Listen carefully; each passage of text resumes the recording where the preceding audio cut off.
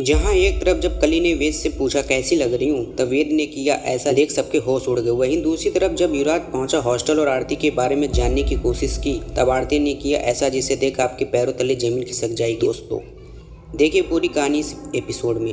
मित्रों today episode की शुरुआत होती है जब आरती फोन पर वेद से कहती है कि वह इज्जत से बात करे। शर्म नहीं आती? फिर आरती गुस्सा जाती है और फोन काट देती है। इधर आरती फोन में अंजलि की फोटो देख शिकायत करती कि वेद अपनी पत्नी के सामने उससे इजहार मोहब्बत करता है। उसे पद्मा की बात याद आती कि वेद और कली का रिश्ता झूठा है, क्योंकि जो सिंदूर वेद ने कली की मांग में भरा था वह नकली था। आरती खुद से कहती कि सिंदूर असली और नकली, लेकिन समाज की नजरों में वेद और कली की शादी असली है। बाद में वो ऑफिस से बाहर निकलती, जैसे कि आपने पिछले एपिसोड में देखा था कि युवराज का गुंडा ट्रक लेके आरती के पीछे उसे मारने के लिए लगा है, लेकिन आरती ऑफिस में चली जाती। बाहर निकलती आरती की नजर उसी ट्रक पे पड़ जाती है। आरती की याद आता है कि ये तो जब मैं आ रही थी तब मेरे पीछे ट्रक चल रहा था। आरती समझ जाती है कि कुछ तो गड़बड़ है, इसलिए वो सतर्क हो जाती है और ट्रक को चकमा देके चली जाती है। अब कहानी में आता है ट्विस्ट, जब कली वेद से पूछती है मैं कैसी लग रही हूँ। इधर आंसू पोंछकर कली वेद से पूछती है कि वह कैसी लग रही है। वेद कहता है कि वह आरती बनने की कोशिश ना करे।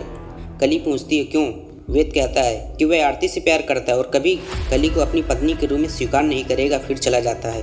उदय, प्रताप और सोनल कली के पास आते। उदय उसे दिलासा देता है कि जल्द ही वेद उसे अपनी पत्नी मान लेगा। वह बताता है कि वे लोग दिल्ली एक फंक्शन में जा रहे हैं, जहां वह कली को सबके सामने कली राजवंशी परिवार की बहू के रूप में पेश करेगा। युवराज राघव से मिलता है और चिंता जताता है कि सगाई में कोई गड़बड़ कर सकता है। युवराज आरती और अंजलि का नाम लेता है।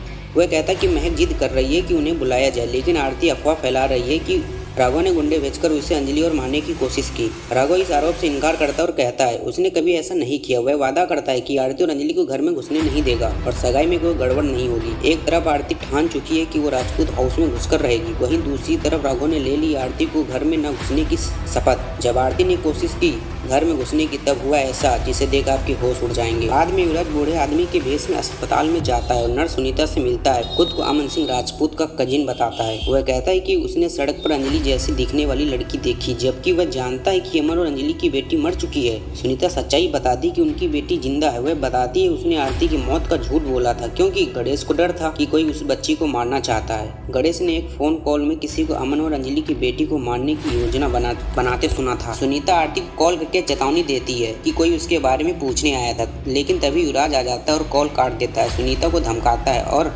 गणेश को फोन करने के लिए मजबूर करता है। गणेश से बात करते युवराज पूछता है कि क्या उसने उस आदमी को देखा था जिसने बचपन में आरती को मारने की धमकी दी थी। गणेश कहता है कि उसने सिर्फ आवाज़ सुनी थी और अब पहचान गया कि फोन पर वही आवाज है। एपिसोड समाप्त होता है। अगले एपिसोड में आरती और अंजलि राजपूत हवेली पहुंचती हैं। आरती राजपूत परिवार पर आरोप लगाती कि उन्होंने उसकी मां के हक छीन लिए और अब उसकी बेटी की शादी तय कर रहे हैं। वह राजपूत और ठाकुर परिवार को चेतावनी देती कि वह उन्हें जेल भिजवाएगी। वेद आरती को रोकते हुए कहती है कि वह उससे अपना रिश्ता तोड़ चुकी है और अब वह सगाई तोड़ने आई है। आरती ऐलान करती है कि वह ऐसा नहीं होने देगी। अब कल के एपिसोड में होने वाला ऐसा धमाका जिसे देख आपके पैरों तले जमीन खिसक जाएगी। दोस्तों देखिए कल का एपिसोड शाम 6 बजे। धन्यवाद दोस्तों।